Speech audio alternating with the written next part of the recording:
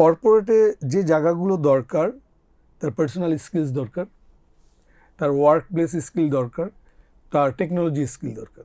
এই বিশ্বাসটাকে আমাদের জেনারেশনের কাছে দিতে চাই যে বাংলাদেশের এই মানুষগুলো, এই সন্তানগুলো পৃথিবীর যে কোনো দেশের কম্পিটিটিভ এক্সিকিউটিভ হইতে পারে। বিসিএস জবের জন্য যে একটা সাংঘাতিক রকমের দুর্বলতা, এটার কারণে কিন্তু তার কেরিয়ারে অনেক প্রবলেম হয়। ওই শিক্ষক তো বর্তমান গ্লোবাল ভিলেজের যারা নাগরিক তাদেরকে জ্ঞান দেওয়ার সেই সক্ষমতা রাখেন না।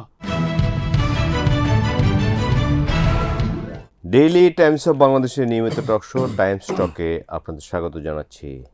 আমি ইলিয়াস খান। আজকে আলোচনা করব আমরা ফ্রম ক্লাসরুম টু ক্যারিয়ার। আমরা জানি যে আমাদের দেশে অসংখ্য ছাত্র, অনেক ছাত্র পাশ করার পর বেকার থাকে। তারা যখন ক্লাসরুমে যায়, ক্লাস করে, তারা কিন্তু বুঝতে পারছে না বা নির্ধারণ করতে পারছে না আমার ক্যারিয়ার কী হবে। এসব বিষয় নিয়ে আগেও অনেক আলোচনা হয়েছে, এই স্টুডিওতেও আলোচনা হয়েছে, বাট এই আলোচনা কিন্তু চলবেই। এই আলোচনায় আজকে আমাদের অতিথি হিসেবে উপস্থিত আছেন ডক্টর মোহাম্মদ শরীফুল ইসলাম দুলু। তিনি founder school of sales management. আপনাকে স্বাগত জানাচ্ছি। ধন্যবাদ। আজকে আমি শিরোনাম ধরেই বললাম, আপনি শুনেছেন যে ফ্রম ক্লাসরুম টু ক্যারিয়ার। আপনি কী বলবেন? What's your suggestion?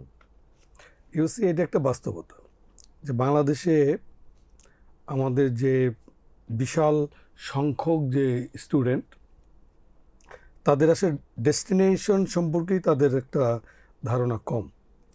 তো এই বাস্তবতা নিয়ে আমরা যখন গোইং টু করি, আমরা যখন ইন্ডাস্ট্রি এবং অ্যাকাডেমিয়ার কোলাবোরেশনগুলো দেখি, সেখানে একটা বিস্তর গ্যাপ আছে।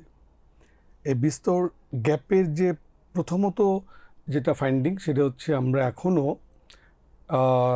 তাত্ত্বিক পড়াশোনার মধ্যেই রয়েছে এবং গত 10-15 বছরে জেনারেশনের যে ডাইনামিক্সটা তৈরি হয়েছে, যে education for the certificate is এটা কি 10-15 বছর না আর একটু বেশি সময়? আরও ইজ এ প্রকর ধারণ করেছে এখন। যে যেভাবেই হোক একটা সামাজিক যে মনস্তাত্ত্বিক যে জায়গাটা, সেটাটা অনেকটা পরিবর্তন হয়েছে। যে স্টুডেন্ট এখন মনে করে যে নলেজের পরিবর্তে সার্টিফিকেট ইজ ভেরি ইম্পর্টেন্ট। দ্বিতীয়ত হচ্ছে যে এই প্রেক্ষাপটে আমরা যে নেক্সট জেনারেশন তৈরি করছি, তারা কোথায় যাবে, সেই যাওয়ার জায়গাটা আমরা আসলে আইডেন্টিফাই, বিশ্ববিদ্যালয়ের কথা বলবো, আমি স্কুল কলেজ না বলি, বিশ্ববিদ্যালয়ের যে পরিমাণের স্টুডেন্ট, তার 99 বা 98% স্টুডেন্ট তার ডেস্টিনেশন এখনও জানে না। তাহলে এই প্রবলেমটা কোথায়? এই প্রবলেমটা আমরা যেটা বলি যে তারা যদি ইন্ডাস্ট্রিতে যান, ইন্ডাস্ট্রিজ মিন জব মার্কেট, কিংবা তার এন্টারপ্রেনারশিপে যদি যান, সেই জায়গাগুলো আগে থেকেই তাকে মানসিকভাবে প্রস্তুতি নেওয়া দরকার।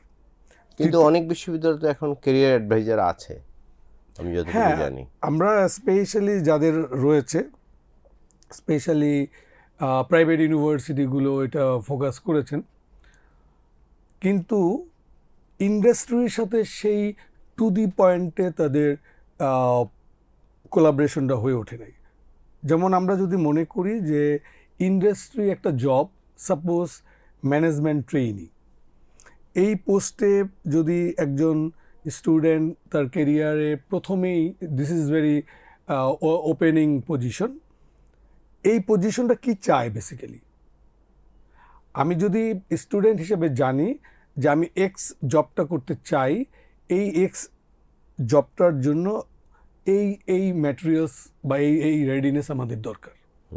আমরা জানি যে আমরা অনেকেই সময় আলোচনা করি রেডিনেস নিয়ে, ক্যারিয়ার রেডিনেস নিয়ে আমরা কথা বলি, কিন্তু এই রেডিনেসের যে প্রিপারেশনটার ব্যাপারে আসলে আমরা অনেকটাই মানসিকভাবে প্রস্তুত না।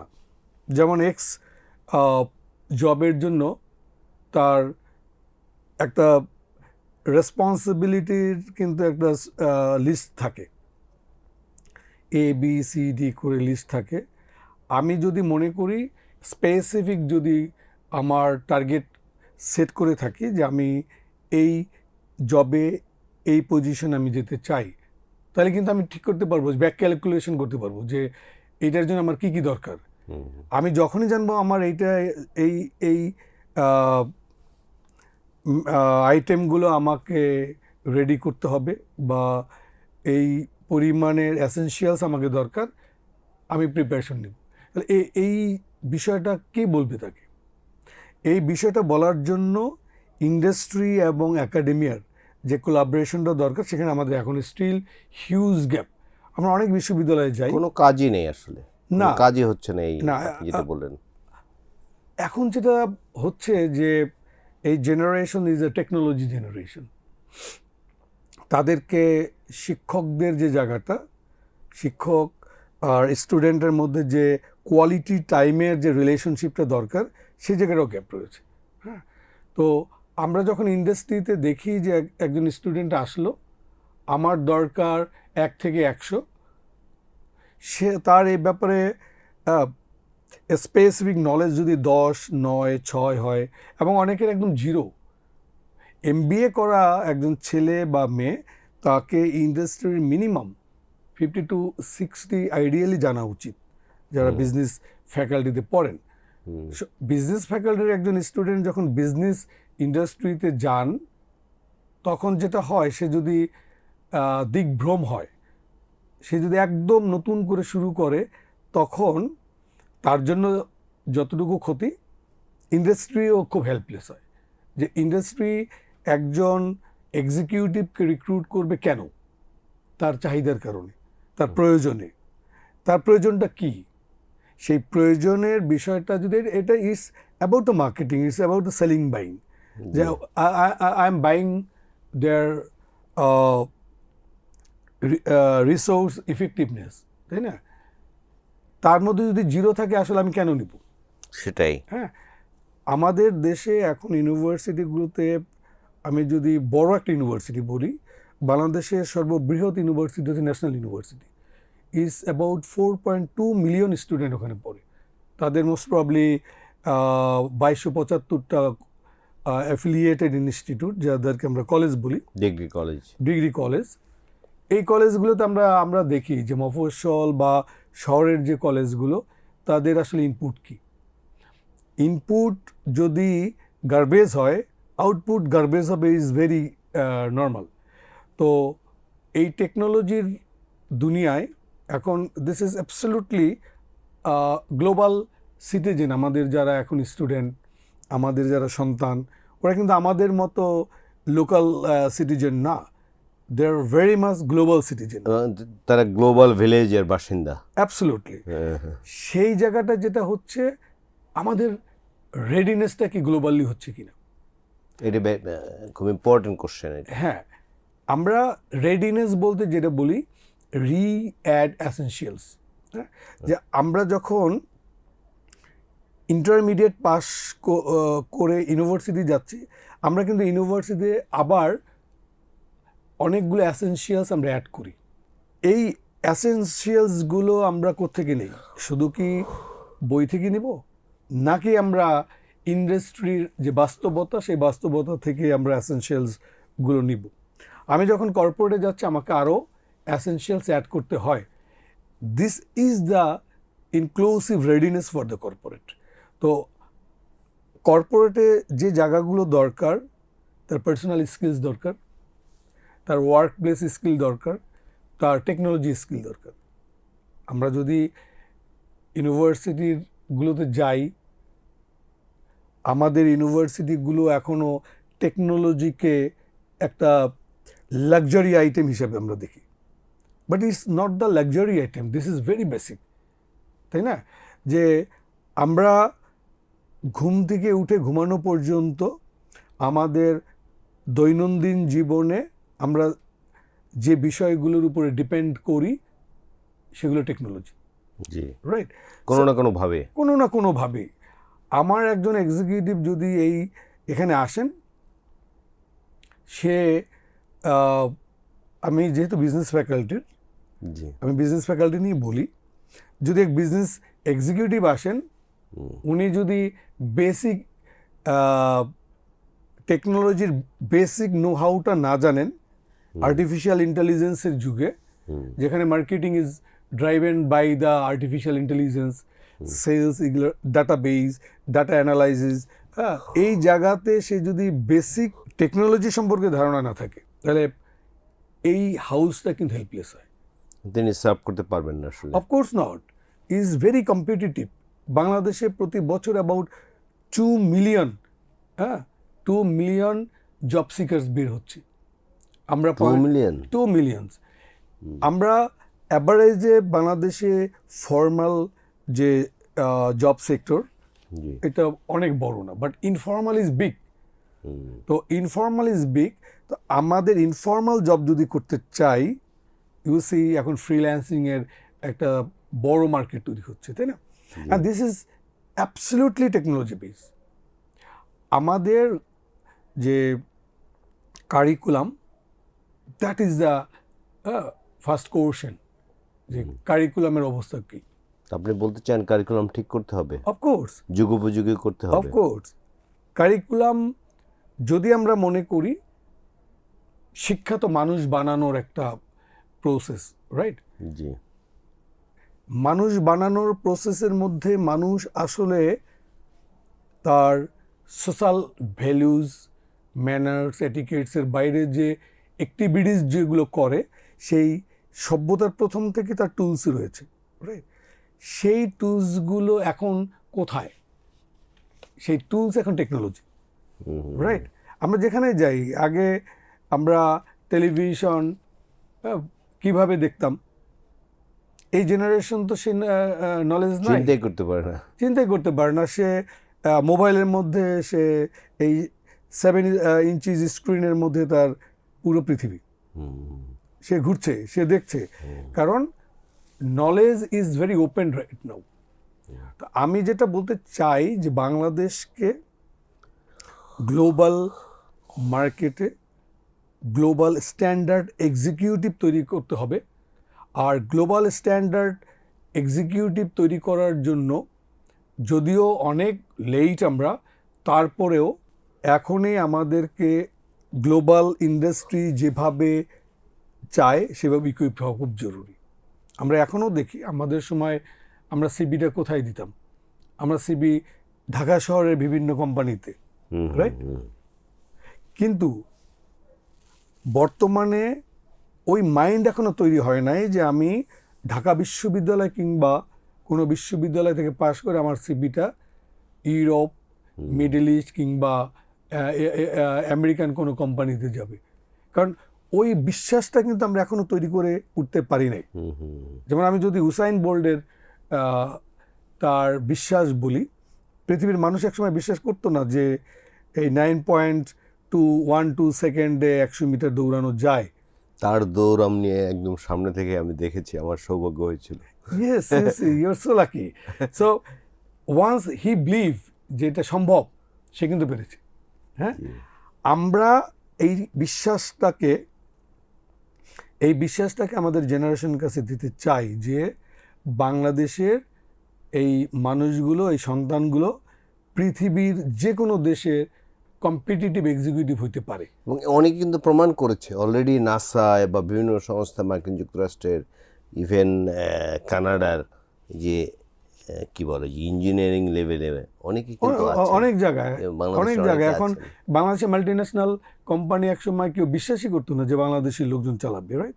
আচ্ছা। So this is very individual initiatives, individual performance, হ্যাঁ, সাকসেস।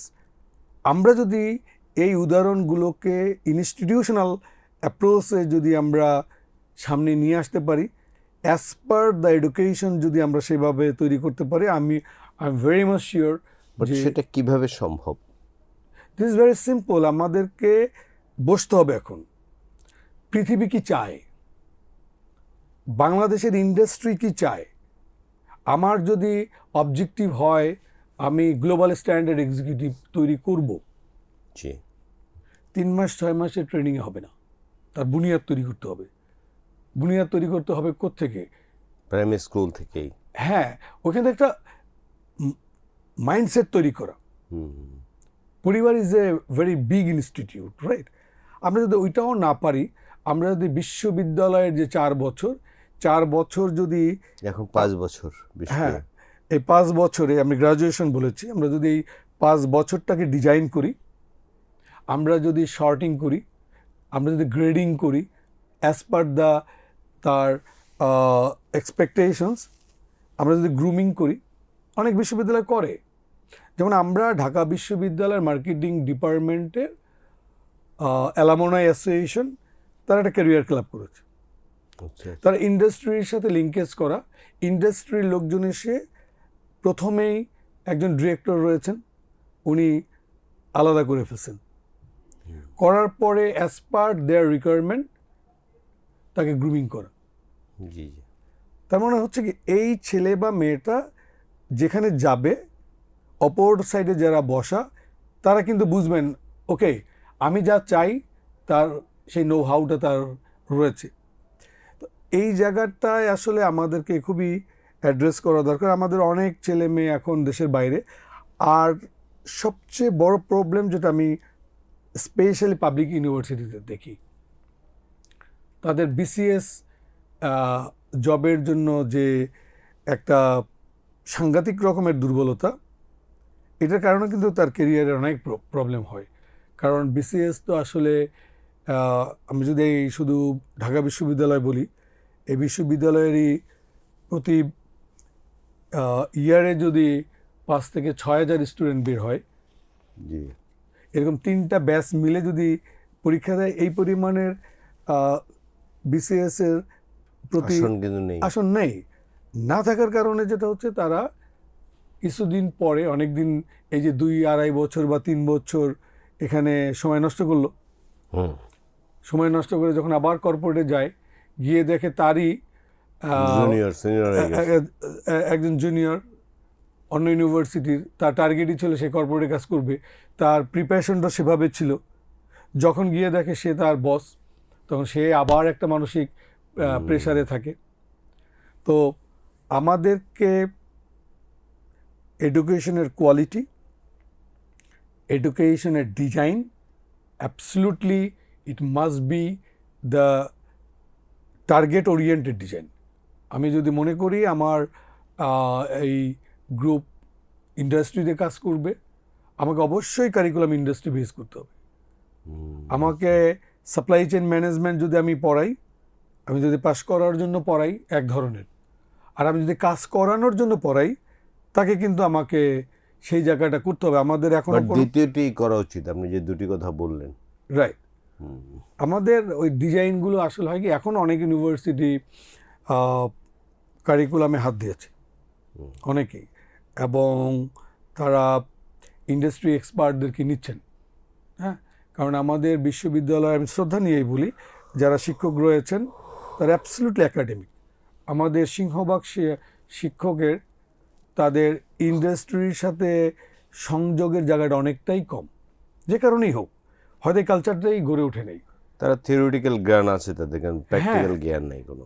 এরা পড়ছেন, এবং স্পেশালি আমাদের পাবলিক ইউনিভার্সিটি রিসার্চের আগে যে সংখ্যা ছিল, সেগুলো দিন দিন কমে যাচ্ছে। হ্যাঁ, তো সেই কারণে একজন শিক্ষক যদি সে একটা বছরে একটা সময় ইন্ডাস্ট্রির সাথে অ্যাটাচ থাকেন, তখন কিন্তু ইন্ডাস্ট্রির কারেন্ট অ্যাক্টিভিটিস এবং কারেন্ট সিচুয়েশনগুলো কিন্তু উনি জানেন। জি। অনেকেই আছে, শিক্ষক আছেন, উনি গত 20 বছর আগের থিওরি বই পড়াচ্ছেন।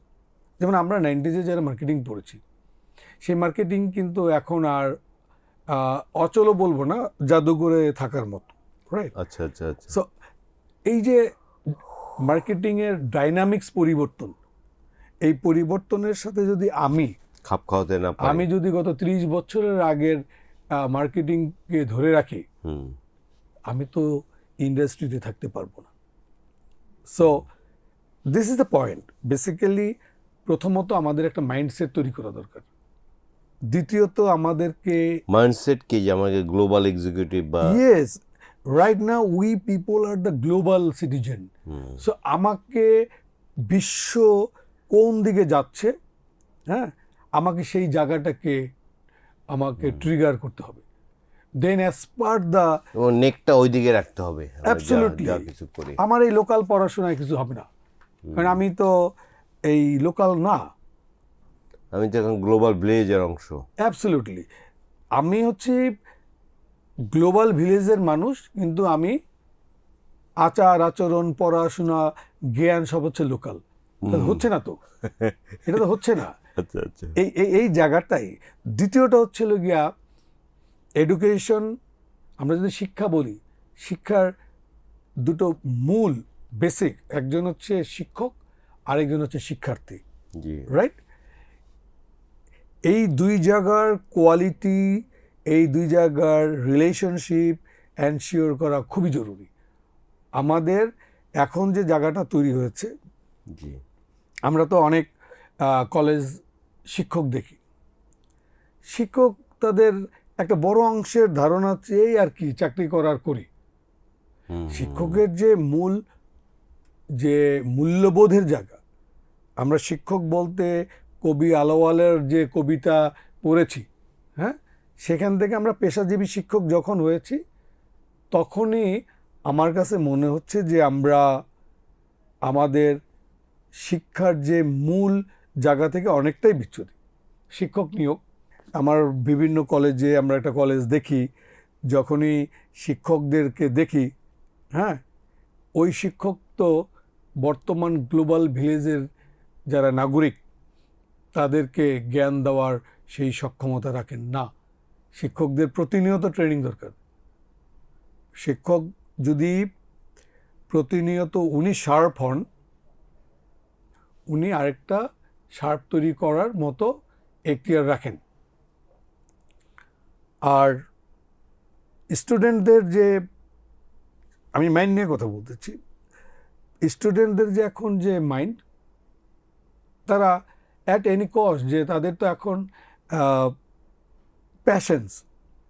প্যাশেন্সের জায়গাটা খুব কমে গেছে। এটা তাদের কিন্তু কারো দোষ নেই, তাদের ট্যালেন্টসেরও অভাব না।